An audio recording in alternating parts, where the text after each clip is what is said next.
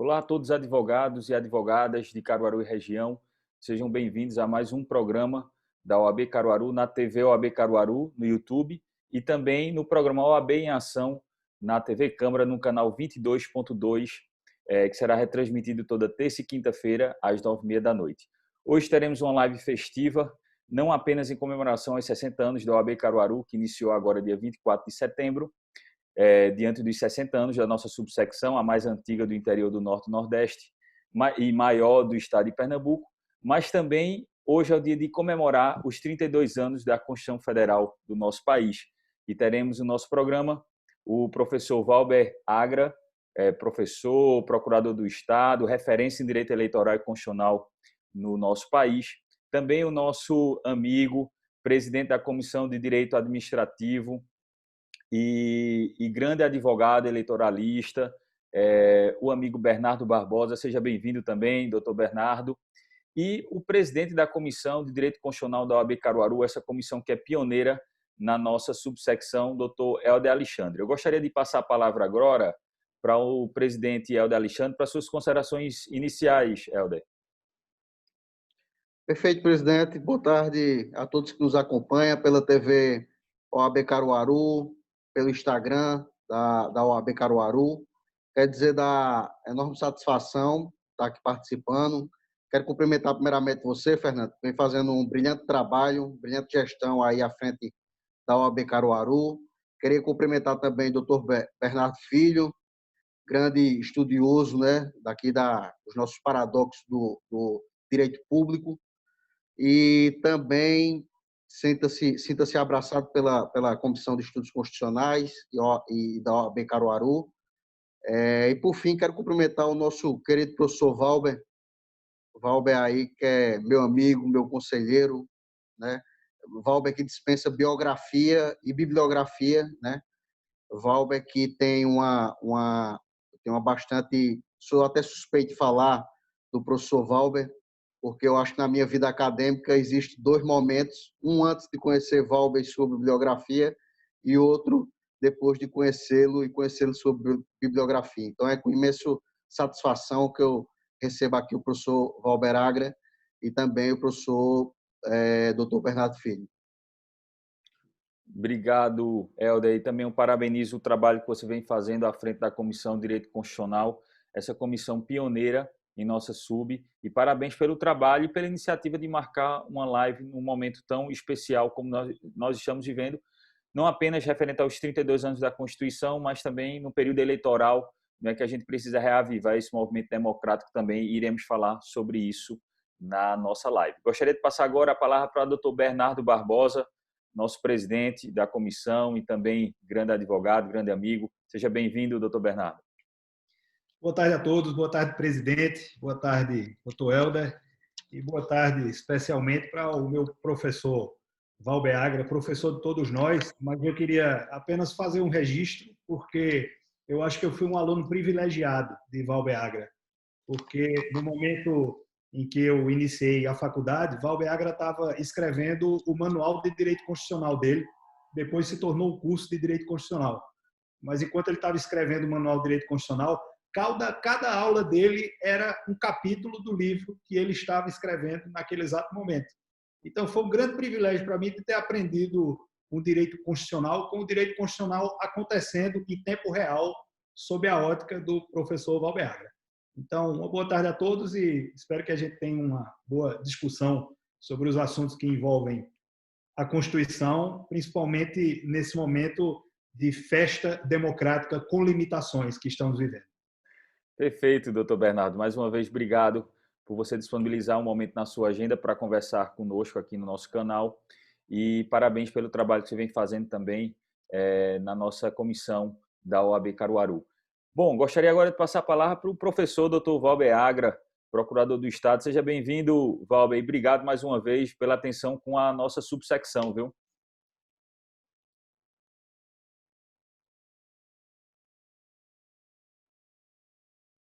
Está sem áudio.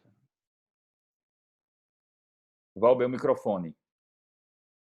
Estão me ouvindo bem agora? Agora sim. Eu gostaria de agradecê-lo, Fernando. Para mim é um prazer, uma honra, um privilégio estar uma das seccionais mais antigas e relevantes, não diria do interior do Nordeste, mas de todo o Brasil, do interior, onde nós temos uma pujança inigualável. Caruaru tem essa pujança. Bernardo e Helder, agradecer as palavras lisonjeiras, porque são meus amigos, e dizer da minha alegria e satisfação nesse momento, que é um momento festivo, mas também um momento de preocupação com os rumos do nosso constitucionalismo. Então, para mim, é um prazer enorme e gostaria de saudar a todos e a todas. Muito obrigado. Mais uma vez, eu que agradeço, Valber, sua presença também, assim como a doutor Bernardo. Gostaria de passar agora a palavra para o nosso presidente Helder Alexandre, da Comissão de Constitucional, para justamente puxar os debates, Helder. Perfeito, Fernando. Nós sabemos hoje que nós estamos celebrando aí 32 anos, né, da nossa Lex Mater, da nossa Constituição da República Federativa do Brasil, que inicia-se com o chamado neoconstitucionalismo, né? Alguns autores não gostam desse silogismo, como Luiz Roberto Barroso, dentre outros, mas, enfim, o neoconstitucionalismo aí, depois do pós-guerra em nosso país, ele veio para densificar o Estado de Direito e fazer com que as garantias e direitos fundamentais fossem estabelecidas ou reestabelecidas em nosso Estado. Daí chegamos à redemocratização em 1985, em 88 chegamos com a nossa Carta Cidadã, nas palavras do ilustre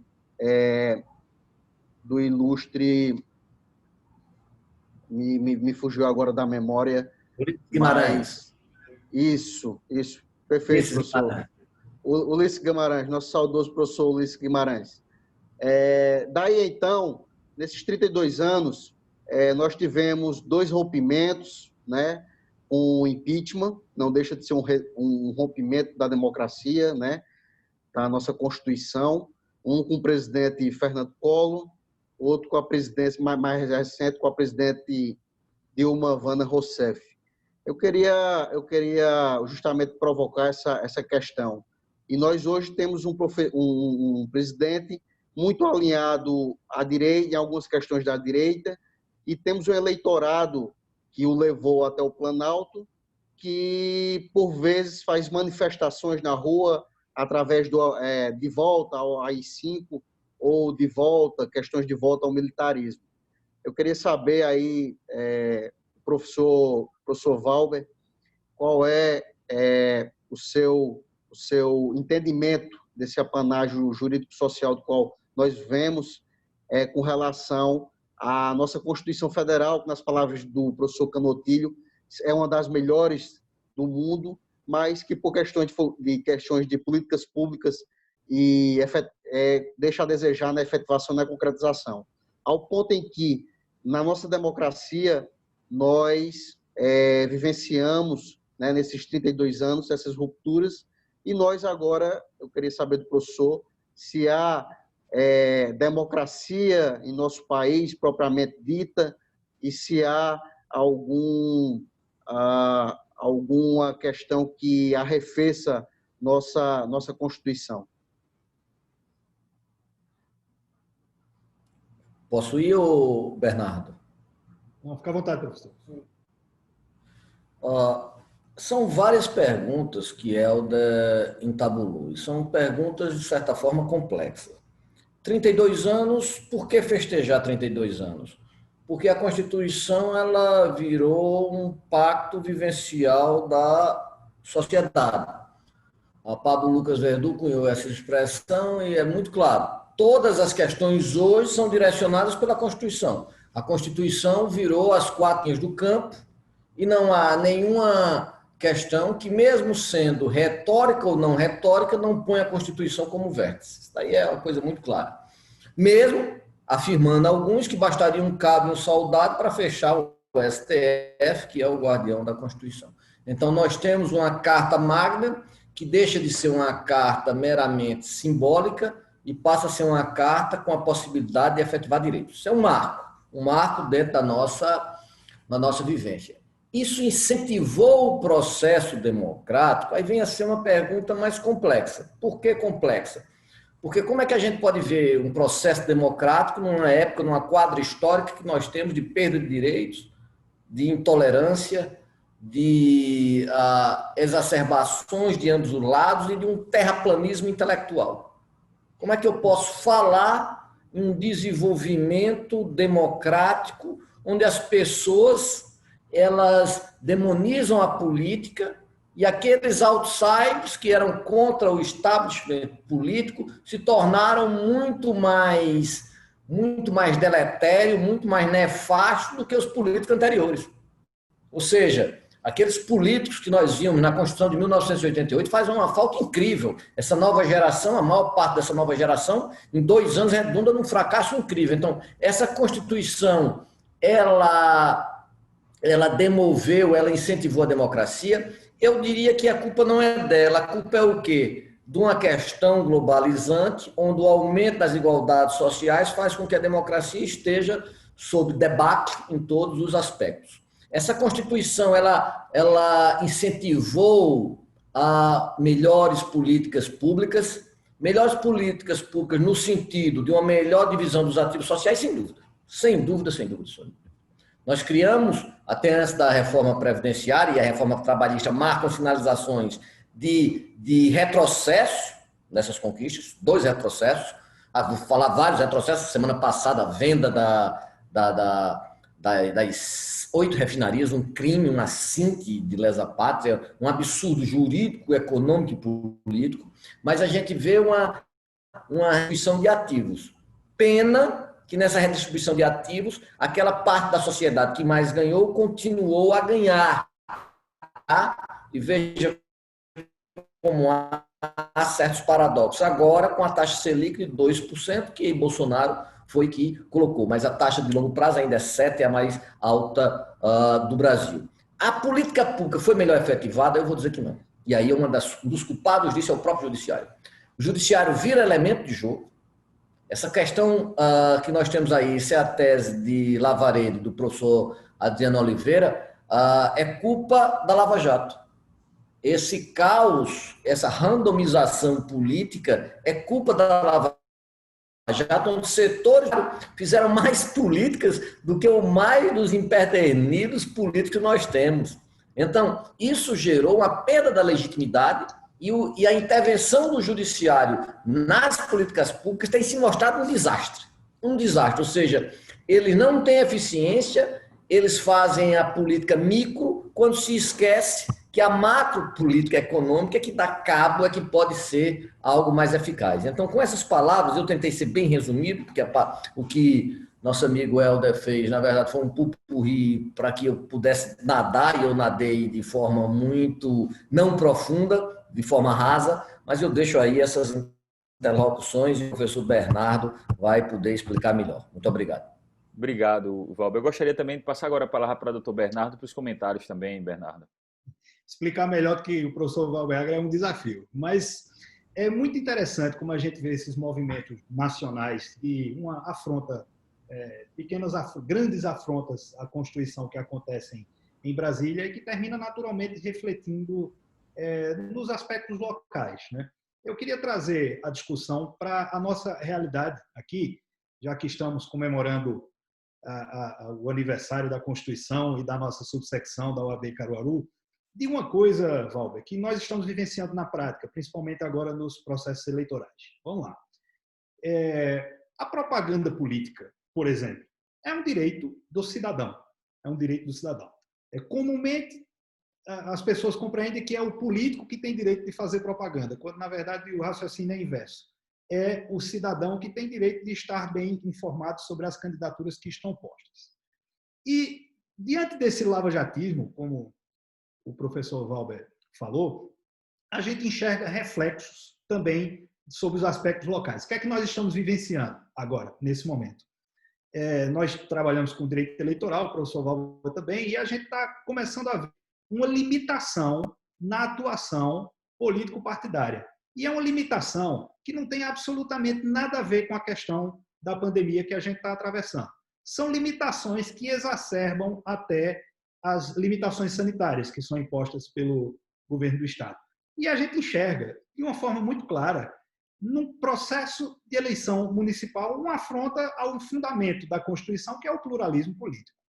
Veja bem, a ausência da propaganda eleitoral, limitada além do que a lei limita por alguns juízes, através de coisas cuja validade é duvidosa, como, por exemplo, proposta até pelo Ministério Público, de termos de ajustamento de conduta, tudo isso, isso limita a atuação política, limita e criminaliza. Se até pouco tempo atrás a gente estava criminalizando a atividade política em si, agora a gente passa a criminalizar também a atividade eleitoral, o que traz para a gente limitações absurdas sob o ponto de vista do pluralismo político. Eu acho que o professor Valber caiu, né? A conexão dele. Isso, Bernardo. Mas enquanto o professor Valber retorna à sua conexão, acontece isso nesse mundo de internet. Inclusive, nós estamos com um probleminha também na conexão, na transmissão ao vivo pelo canal do YouTube da OAB Caruaru. Mas, de toda forma, informo a todos que essa live será inserida dentro de instantes no nosso canal e você pode acompanhar no canal da TV OAB Caruaru no YouTube. Então, assim, como nós estamos já no finalzinho do nosso primeiro bloco, eu vou fazer um pequeno intervalo e em breve nós voltaremos. E agradeço mais uma vez a todos vocês que nos assistem, não só na TV OAB Caruaru no YouTube, mas também na TV Câmara, nossa parceira da OAB Caruaru. E mais uma vez parabenizar o Dr. Bernardo pelos grandes esclarecimentos e também pelo trabalho prestado em prol da advocacia de Caruaru e região. E também do nosso presidente, Dr. Helder Alexandre, presidente da Comissão de Direito Constitucional, que organizou a live de hoje. Mais uma vez agradeço a todos. Dentro de instantes retornaremos. Um abraço. Olá, voltamos agora para o nosso segundo bloco do programa OAB em Ação da TV OAB Caruaru. Quero agradecer a todos vocês que nos assistem na TV Câmara e também pelo canal no YouTube. E eu gostaria agora de passar a palavra para o Dr. Bernardo, que no bloco passado ele encerrou fazendo uma pergunta para o Dr. Valber, que teve um pequeno problema de conexão, ele retomou agora. Então, eu passo a palavra para o Dr. Bernardo para ele concluir sua pergunta. Bom, enfim, concluindo o que foi deixado um pouquinho aberto no bloco anterior, somente falar um pouco dessa experiência local, das limitações que estão sendo impostas pelo Poder Judiciário, muitas vezes provocado pelo próprio Ministério Público, no exercício da atividade político-eleitoral, no exercício da atividade de campanha eleitoral. A propaganda eleitoral ela já foi absolutamente, absurdamente restringida nos últimos anos. A gente teve uma série de reformas que reduziu o tempo de campanha para 45 dias, que há quem ache justo, há quem ache restritivo. Eu entendo que é um pouco restritivo, podia ser um pouco maior a campanha, mas que ainda assim o Poder Judiciário local, algumas vezes, limita ainda mais essa propaganda. Por exemplo, uma limitação além daquilo que já está posto nas normas sanitárias do governo do Estado. Porque com a emenda constitucional 107, não é isso, professor Valber, né? É a 107 que adiou o calendário eleitoral, tem um dispositivo muito claro. Um dispositivo muito claro lá dizendo o seguinte: o Poder Judiciário não pode limitar os atos de propaganda eleitoral, salvo se houver um parecer do governo do Estado, da autoridade sanitária do governo do Estado ou da autoridade sanitária federal. Então, a própria lei impôs um limite na atuação do juiz, no que diz respeito à limitação dos atos de campanha. E quando a gente fala de limitação de ato de campanha, a gente não está falando daquilo que muita gente considera uma chatice, de carro de som, disso e daquilo. É importante a gente ter em mente que essas limitações, ela está limitando justamente uma das coisas mais preciosas que tem na Constituição Federal, que é a soberania popular, exercida através do voto. Então, ao limitar a propaganda eleitoral, limita-se também a liberdade na atuação do voto do cidadão, que tem o direito de saber as candidaturas que estão postas. Então, desde o lavajatismo, trazido aqui pelo professor Valber Agra, até as questões mais locais de uma pequena eleição, de um pequeno município no interior do estado de Pernambuco, a gente consegue enxergar essa politização do judiciário que, por vezes, traz muitos prejuízos no exercício daquilo que eu considero como algo de mais sublime na Constituição Federal, que é a soberania da vontade popular. Eu posso fazer um gancho aqui rápido, que vai ao encontro do que o Bernardo falou, antes de Valber? Pode ser? Helder, vamos fazer o seguinte, passar a palavra para o Dr. Valber, para que ele possa expor a pergunta do Dr. Bernardo, em seguida retornamos a palavra para você, pode ser? Pode ser, pode ser.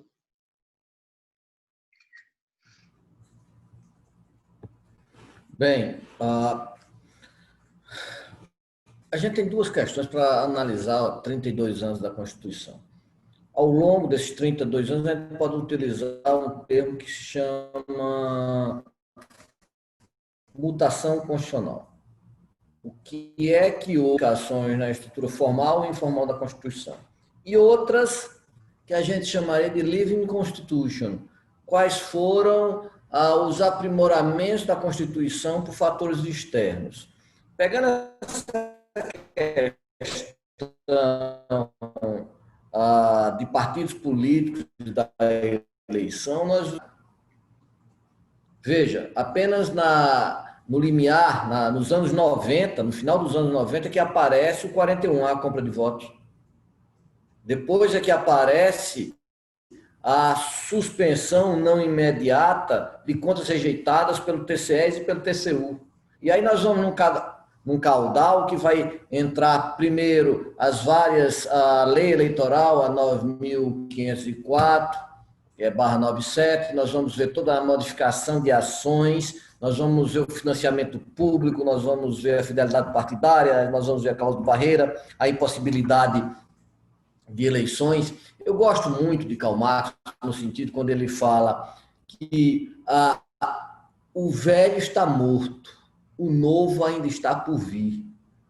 Nós não olhamos o significado, que é o significado da pragmática dessa palavra. Por quê? Porque, por exemplo, vários municípios, eu não estou falando de municípios pequenos, estou falando de municípios grandes, nós vamos ver coligações com 14 ou 15 partidos. Com a impossibilidade de coligação na proporcional, isso vai ser um morticínio para os vereadores. Um morticínio. De forma muito clara. Então, há avanços e há recuos nessa área específica da questão da democracia. E eu posso dizer, por exemplo, o próprio Supremo, durante esses 32 anos, foi responsável por quebrar a cláusula de barreira dos 5%. Declarou inconstitucional, com base no pluralismo político, que não quer dizer pluripartidarismo. Nós hoje temos 34 partidos no Congresso Nacional. Hoje, alguns evocam a possibilidade de candidaturas avulsas. O que é candidaturas avulsas? É a quebra total da fidelidade partidária e ainda mais. A fidelidade partidária, onde agora, no caso prático meu, alguns detentores de mandatos quebraram, pediram ação declaratória para saber se podem dar ou não. Eles quebraram a logística do partido. O partido fechou uma questão primordial como a reforma previdenciária. Eles votaram contra sem nenhum antecedente lógico e o Ministério Público dá um parecer favorável. Veja, qual é a prerrogativa constitucional do Ministério Público? Então, com esses dois mananciais teóricos, a gente pode analisar vários segmentos da Constituição em fluxo e refluxo. Na questão da soberania popular, eu acho que precisa de uma reatualização, uma revisitação. A soberania popular hoje, como é que eu posso explicar uma soberania popular com Bolsonaro ou com Trump? Trump é como se fosse uma ópera que não é nem uma ópera bufa. Chega a ser uma opereta de quinta categoria dado por pessoas que não têm nenhum tirocínio. Por que eu digo isso? Porque ele contradiz até a própria Covid. Então, eu posso falar de soberania popular na época de hoje? Eu posso falar de soberania popular onde, em vários municípios, principalmente no interior, a compra do voto ainda é exacerbada? Essa soberania popular, ela permanece como uma volonté generale, como queria Rousseau? Eu acredito que não. Eu acredito que a gente tem que readaptar determinados parâmetros, principalmente nessa modal que todos nós chegamos, pegamos mananciais, ficamos repetindo teorias como se papagaios fôssemos, só que essa teoria, agir comunicativo habermasiano, Onde é que você vai ter agir comunicativo? Você não tem na Alemanha, com a proliferação da extrema-direita, quanto mais no Brasil, onde as pessoas não têm condições intelectivas de delinear o que é um objeto. Então, assim, eu acho que o acadêmico da área jurídica ele tem alguns solipsismos. Ele fica distante da realidade e começa a ter fantasias. Mas a fantasia é muito interessante quando tem um fator primário na infância. Fantasia depois de uma certa idade não é fantasia, não. É psicose. Não é sonho, é pesadelo. Bom, doutor Valber, eu gostaria agora de passar a palavra para o presidente da comissão, doutor Helder Alexandre, que tinha uma pergunta a ser feita também antes da sua resposta. Pois não, Helder? Pegando um gancho na última questão que foi abordada por doutor Bernardo, eu acho também que não seria a hora de nós bebermos na fonte da Constituição, né, que é uma força normativa, segundo Conrado Hess, e não chegarmos na hora, porque nós temos, no âmbito eleitoral, Código Eleitoral, Lei dos Partidos Políticos, Lei das Eleições, resolução a toda hora do Tribunal Superior Eleitoral, que nem a gente, e até um dia desse, nós tínhamos a altercação sobre se resolução é lei em sentido formal. Então, nós não estaríamos na hora de fazer um compêndio, uma consolidação dessas leis eleitorais para que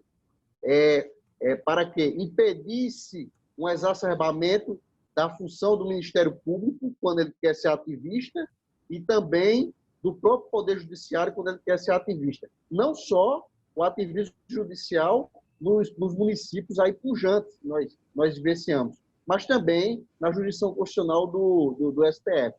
Então, eu queria passar, enfim, para o doutor Valber Agra ou para o doutor Bernardo essa questão. Nós já estaríamos na hora da gente repensarmos esse modelo e formularmos uma consolidação das leis eleitorais? Sem dúvida. O que eu enxergo de ameaça inicial para o processo democrático, tratando especificamente de eleição, que poderia distorcer aquilo que a Constituição considera como um processo eleitoral legítimo, são duas coisas que eu enxergo a princípio. Isso falando na questão mais prática. Abuso de poder político e abuso de poder econômico. Eu acho que são as duas questões que podem realmente trazer uma distorção. E aí, dentro de abuso de poder político e abuso de poder econômico, cabe uma série de coisas, inclusive a questão da compra de votos, como o professor Valber falou, que é uma distorção do processo democrático, né? Um câncer ali que precisaria ser extirpado. Mas o que é que acontece com a nossa legislação?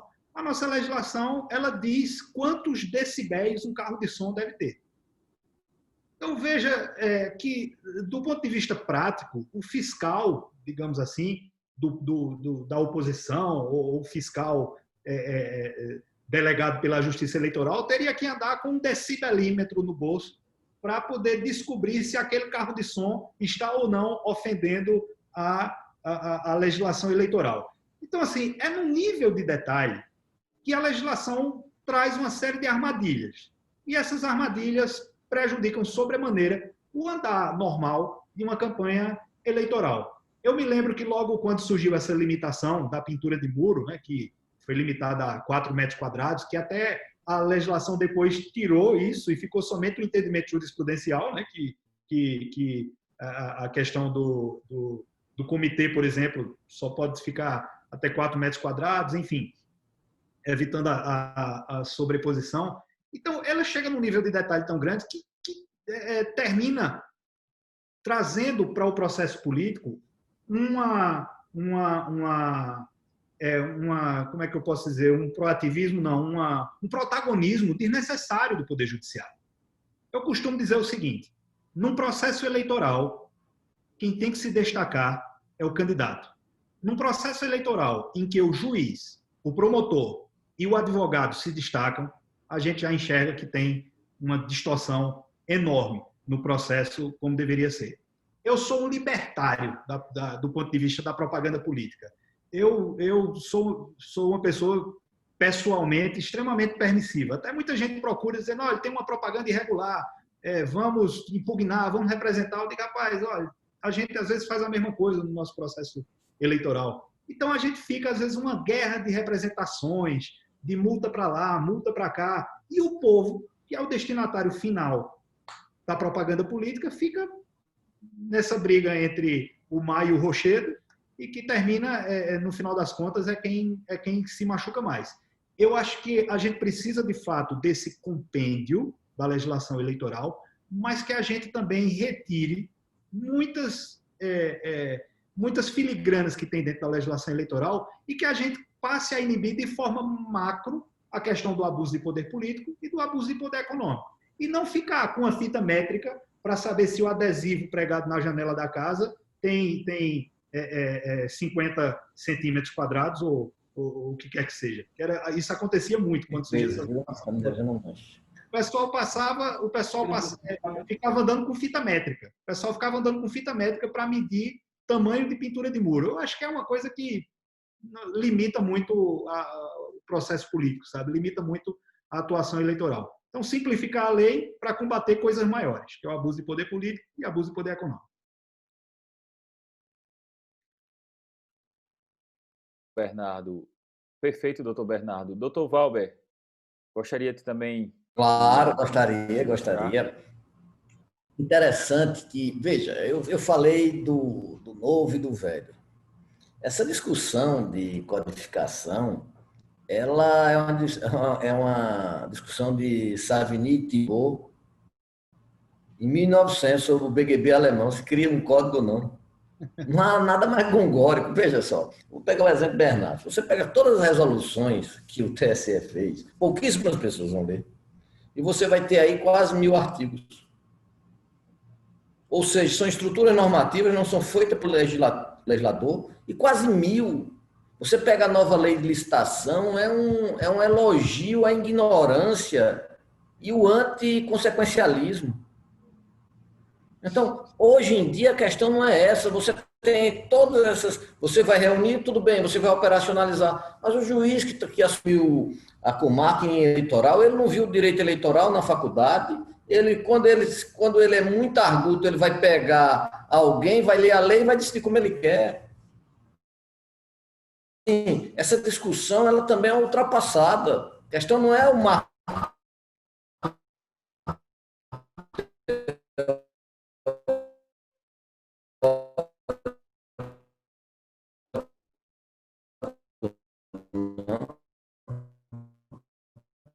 Travou, né? A questão, os marcos, a proibição do financiamento da USP. O Caixa 1 virou exceção, o Caixa 2 virou a regra. Então, assim, não adianta, é uma discussão que é gongórica. Vamos fazer lei, ninguém cumpre lei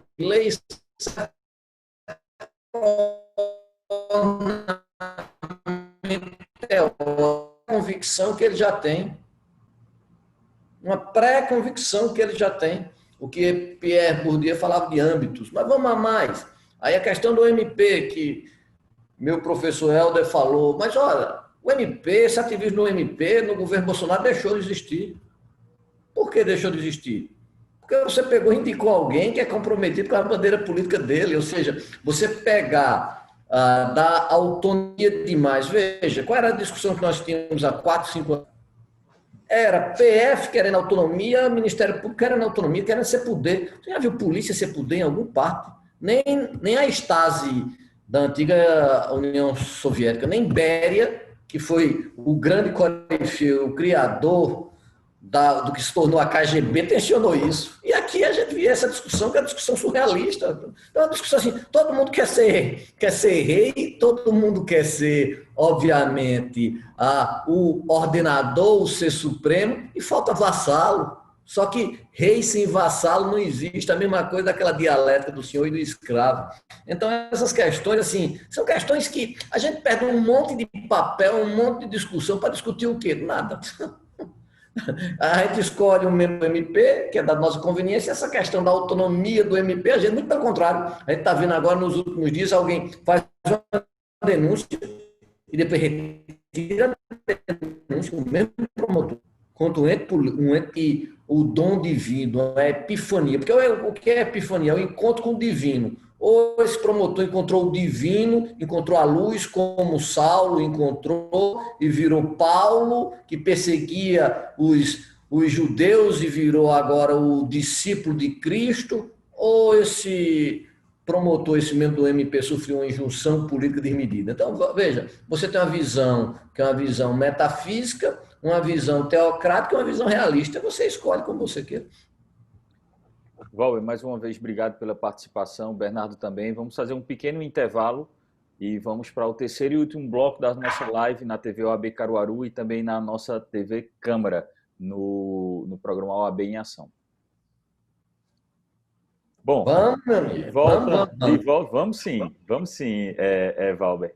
De volta ao nosso terceiro e último bloco da TV OAB Caruaru, no YouTube e na TV Câmara, com nossos convidados, Dr. Bernardo Barbosa Filho, Dr. Valber Agra e também nosso presidente da comissão, Dr. Helder Alexandre. Presidente Helder, eu gostaria de passar a palavra para você, para a gente concluir esse último bloco e falar sobre fake news.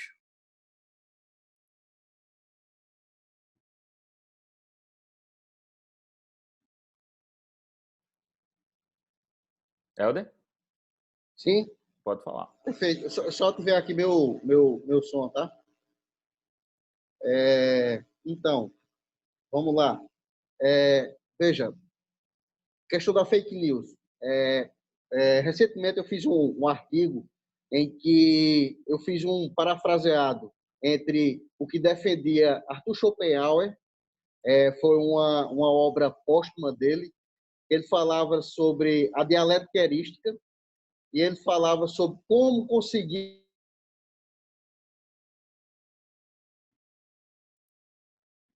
Eu fiz um paralelo com pós-verdade. Foi em 2016 foi considerada a palavra do ano pelo dicionário Oxford. Então eu fiz esses dois parafraseados.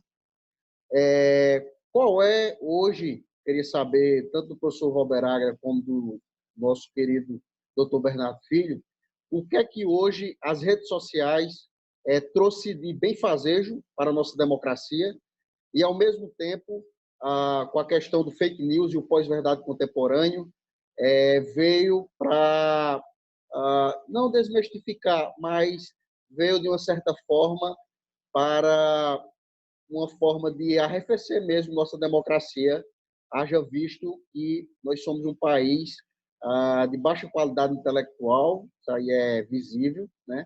As pessoas repassam questões que não fazem o mínimo de questão de ver se aquela informação é verdadeira ou não, e até que ponto isso enfraquece a nossa democracia e o nosso processo eleitoral. Queria ouvir do senhor.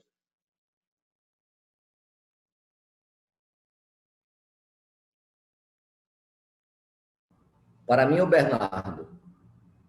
Para o senhor, professor. Pois não, vamos lá. Helder, você não está sendo muito amigo meu. Você está botando perguntas muito complexas para um pouco espaço de tempo.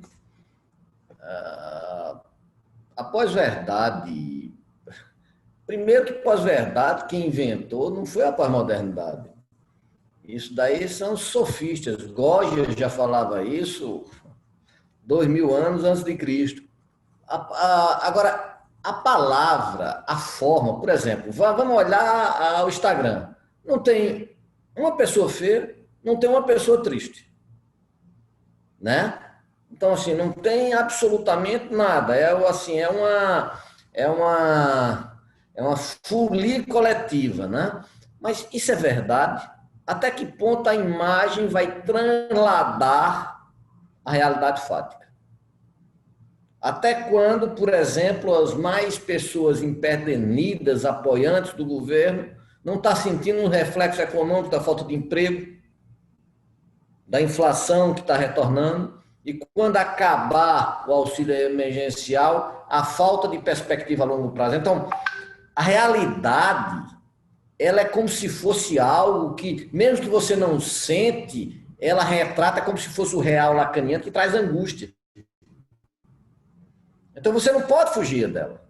Essas bolhas, elas têm Kant falava do número, eu não posso conhecer o número. Na realidade, você não pode fugir dela, como se fosse o inverso.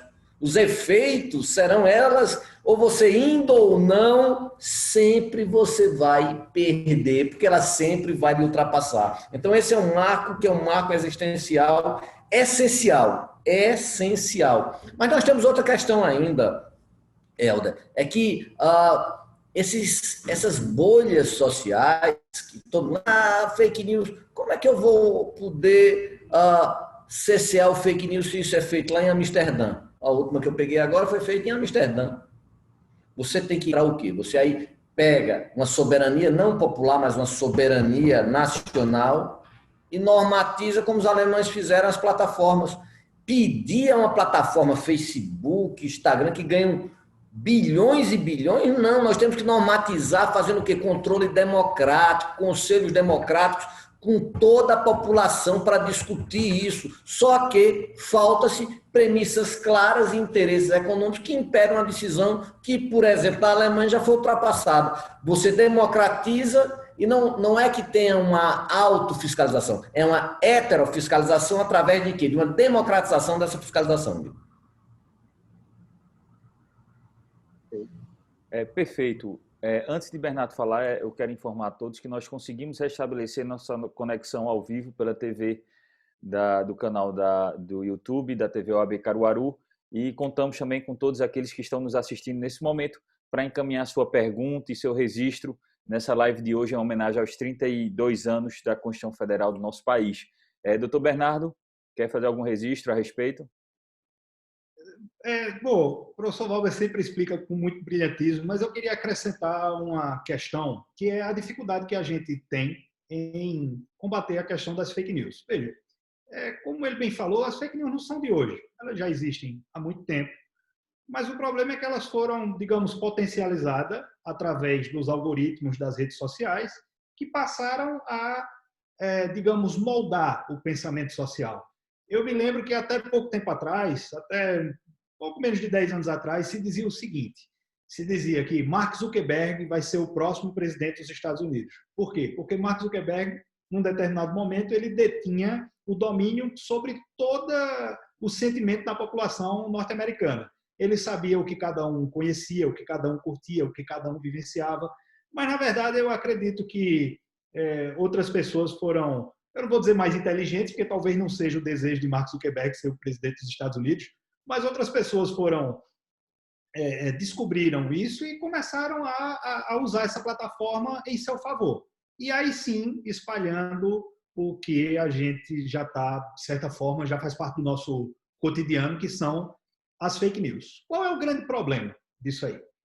O problema é, quando uma fake news, ou quando uma fake news, no plural, no singular, atinge uma pessoa, é fácil de se combater. Porque você já tem uma conduta ali claramente tipificada no Código Penal, que é o crime contra a honra, né? Ou uma calúnia, ou uma injúria, ou uma difamação. Mas o problema está quando a vítima é a própria sociedade. A sociedade como um todo, que não é diretamente vítima de um crime contra a honra, mas ela é vítima de uma questão de desinformação. Quem deveria ser o guardião, digamos, da sociedade nesse sentido? O Ministério Público. Sendo que o que a gente viu nos últimos tempos é até que o próprio Ministério Público, de certa forma, ele foi beneficiado por fake news que foram lançadas nos últimos anos, né? Recentemente, quando você passa a ter um desalinhamento com as pessoas que giram esse mecanismo, aí o próprio Ministério Público está passando agora a ser vítima das fake news. Mas durante muito tempo, que era justamente no momento em que elas deveriam ser combatidas, elas não foram, porque a atenção do Ministério Público, naquele determinado momento, estava voltado para outras questões nacionais e, infelizmente, a gente vive essa situação de hoje de uma absoluta desinformação. Agora, Helder, só fazendo um contraponto a uma questão que você falou, eu não acho que seja um problema da população brasileira. Eu acredito que isso atinge em escala global, né? A população americana vem também sendo vítima de fake news grosseiríssimas. E o pior é que as pessoas, digamos, querem acreditar naquela mentira. E é justamente onde o risco de uma distorção do processo democrático se instala. Quando você sabe que é mentira, mas é uma mentira que você gosta, então você se abraça com ela, né? Então, eu vejo que não é um problema da população brasileira, mas é um problema da população mundial.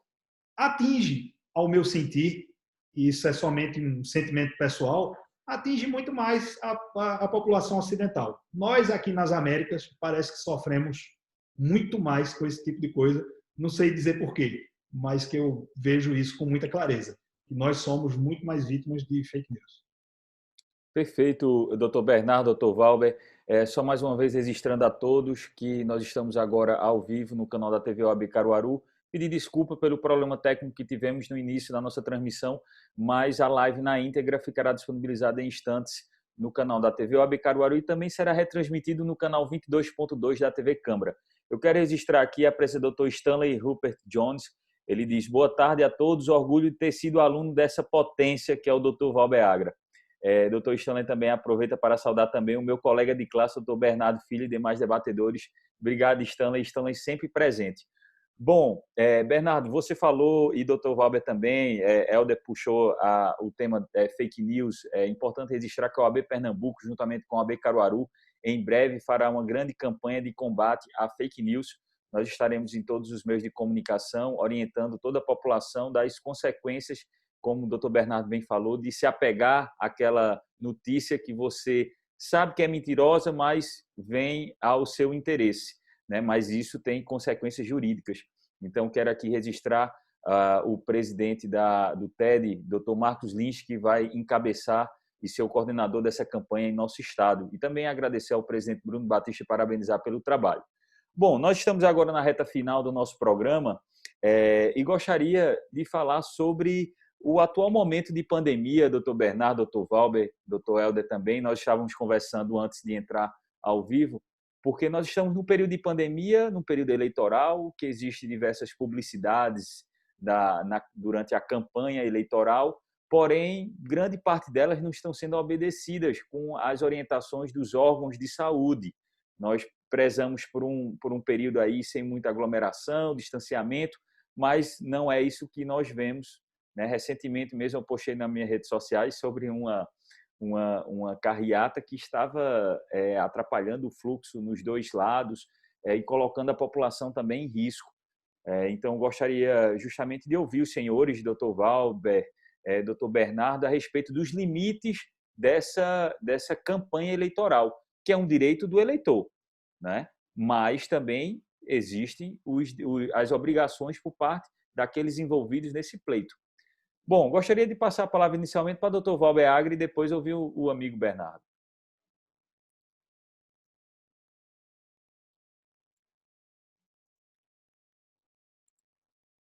Dr. Valber, o microfone.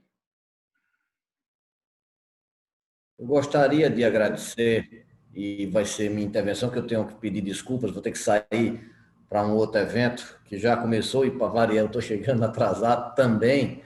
Agradecer a você, Fernando, que sempre foi comigo um gentleman.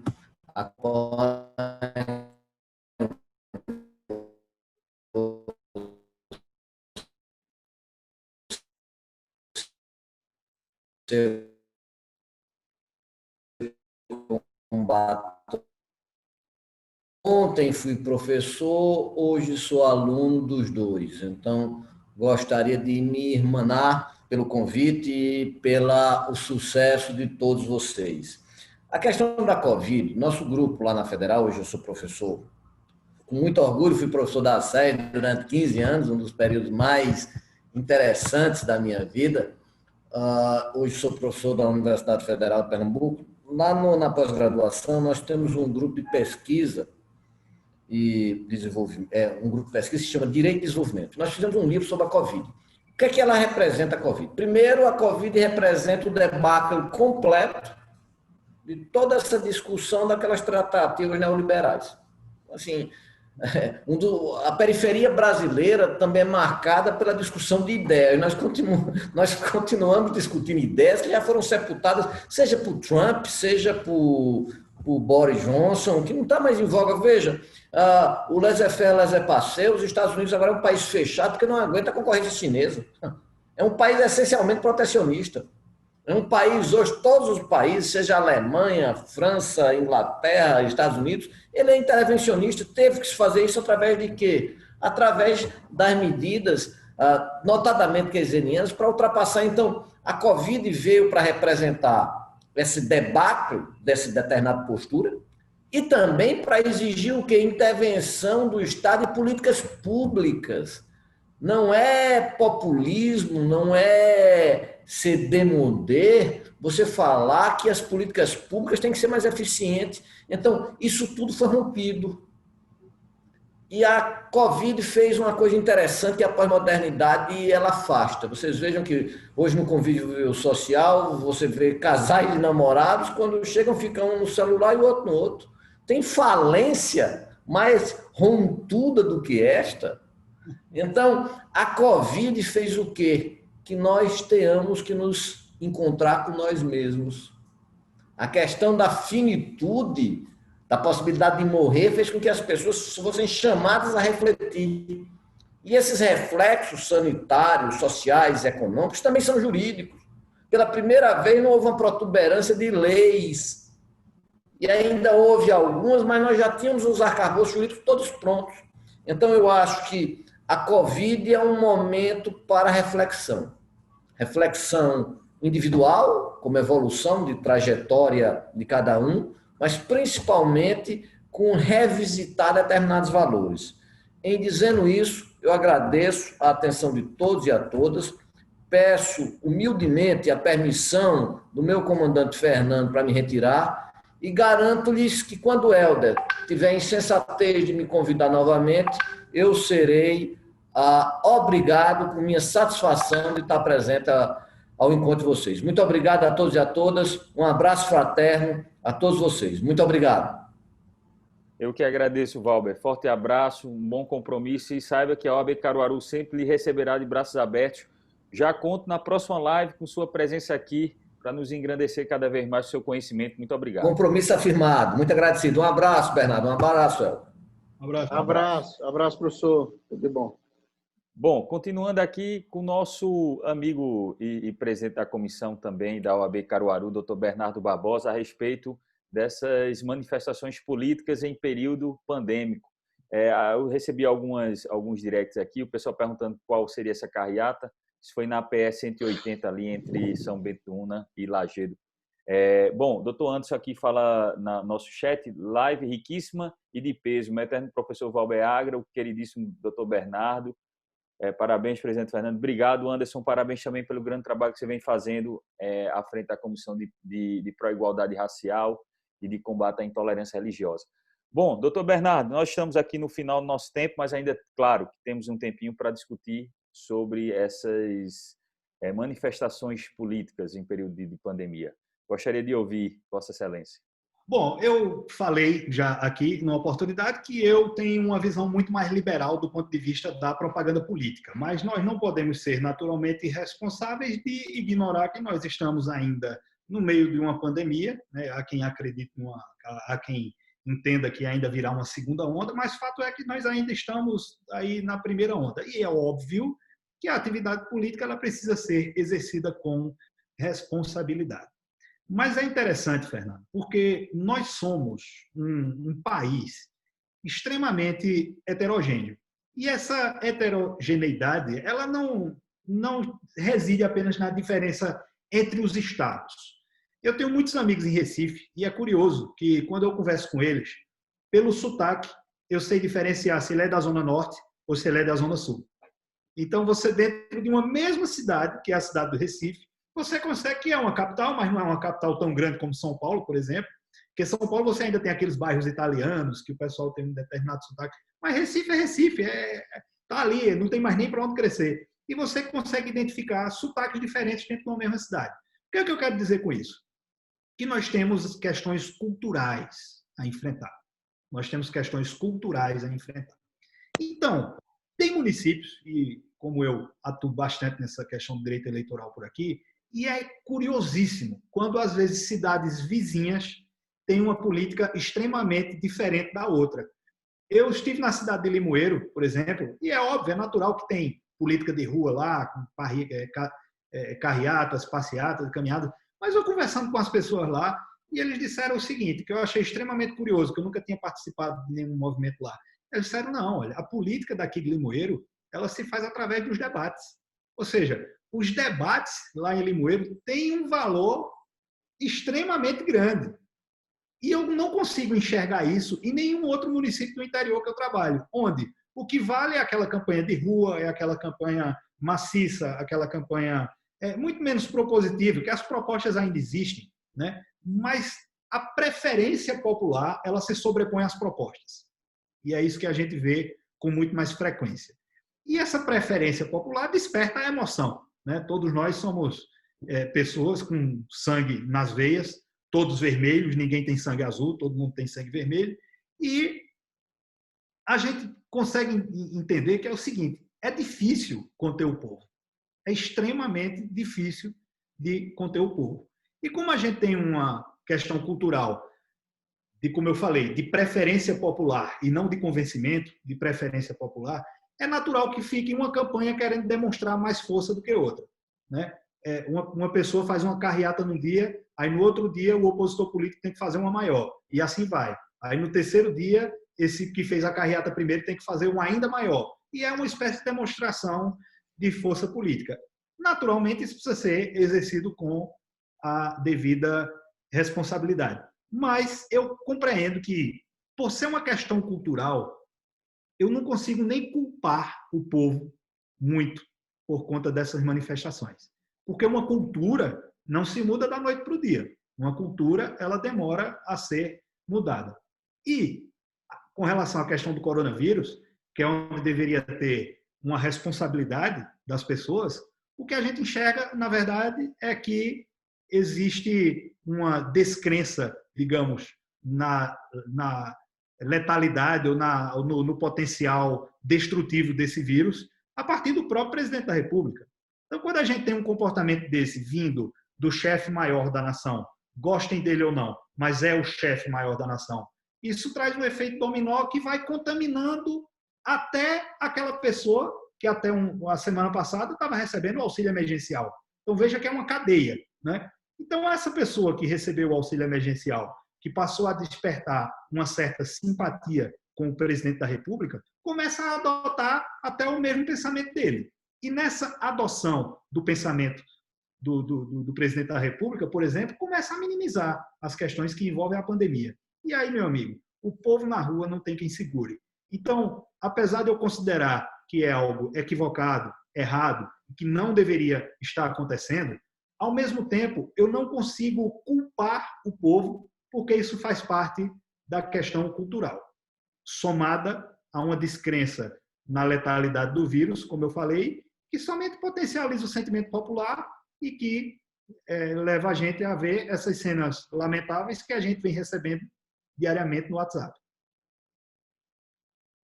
Perfeito, doutor Bernardo. Então, finalizando nossa live, quero agradecer a doutor Valber, que participou da nossa, Valber Agra, que participou de nossa live, doutor Bernardo Barbosa também, doutor Helder Alexandre. De fato, esse período de pandemia está sendo uma situação muito delicada para um período de eleições, né, que, como você bem falou, Bernardo, exige esse corpo a corpo, né, essa luta de quem tem a maior carreata ou quem tem a maior passeata, ou quem é o mais popular. Você nunca vê um político andando só porque ele precisa mostrar liderança, então tem que ir com um monte de pessoas ao seu redor. Mas nós estamos vendo um momento diferenciado. Então, esse é o grande X da questão do nosso debate. Num momento tão delicado quanto esse de pandemia, um processo eleitoral mudar da noite para o dia, a forma como faz política, é difícil, né? Eu acho que assim precisaria haver uma conscientização dos candidatos para preservar pela ordem social, porque até eu fiz um comentário nas redes sociais dizendo assim, se o candidato não preservar pela ordem social agora, quiçá quando for eleito.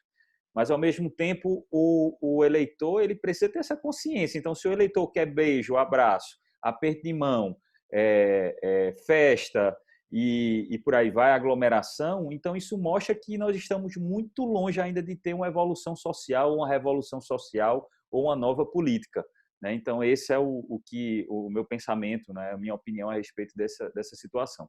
Bom, gostaria de passar a palavra agora para o presidente Helder Alexandre, para ele suas considerações finais, e em seguida para o nosso convidado, doutor Bernardo Barbosa.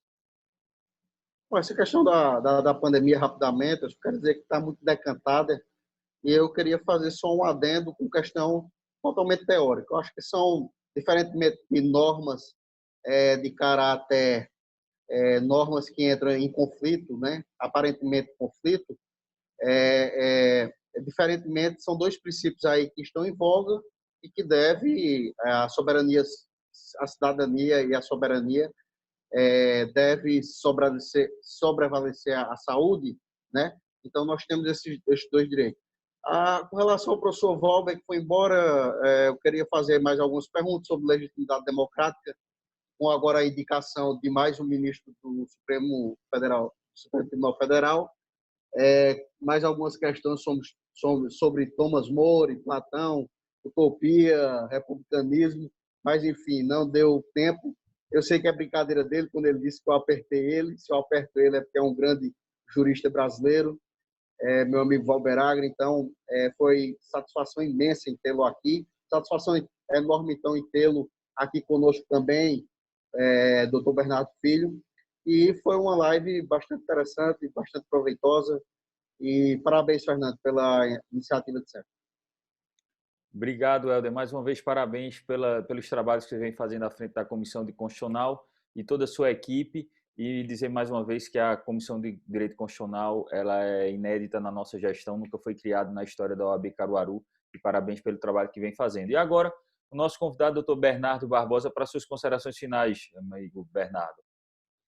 Bom, parabéns, Helder. Fernando, eu sempre que o encontro dou os parabéns efusivos pessoalmente pela gestão e dizer o seguinte, que o sentimento que eu tenho é que Fernando já está na segunda gestão dele, de tantos avanços que aconteceram, né? Mas é porque ele foi um vice tão atuante na gestão de Felipe Sampaio que a gente sente assim uma fluidez na gestão e uma continuidade natural nas coisas que traz uma certa tranquilidade para nós advogados por saber que temos uma estabilidade na nossa representação e uma pessoa que responde de fato aos anseios da advocacia. Mas somente algumas considerações finais sobre esse tema que tratamos daqui hoje é que é somente talvez um chamado para os juristas ou um chamado para os estudantes de direito, que eu sei que deve ter muitos aqui nos assistindo, que é para, quando estiverem nos solucionando os casos cotidianos do dia a dia, ou quando estiverem estudando para a prova, ou o que quer que seja, eu costumo dizer o seguinte: toda solução jurídica, todo conflito jurídico encontra uma solução constitucional. Tem uma solução constitucional. A gente consegue encontrar. É difícil você escrever uma peça e não colocar um artigo da Constituição, porque nela a gente consegue encontrar toda a resposta que a gente precisa no que diz respeito à nossa atividade jurídica. E eu queria dizer o seguinte: protejam a Constituição. Protejam a Constituição Federal. Prezem por ela. Não deixem que nenhuma autoridade, seja o juiz, seja o Ministério Público, seja os próprios colegas advogados, massacrem a nossa Constituição Federal. Porque eu costumo fazer uma analogia para dizer o seguinte: futebol se joga com as regras embaixo do braço.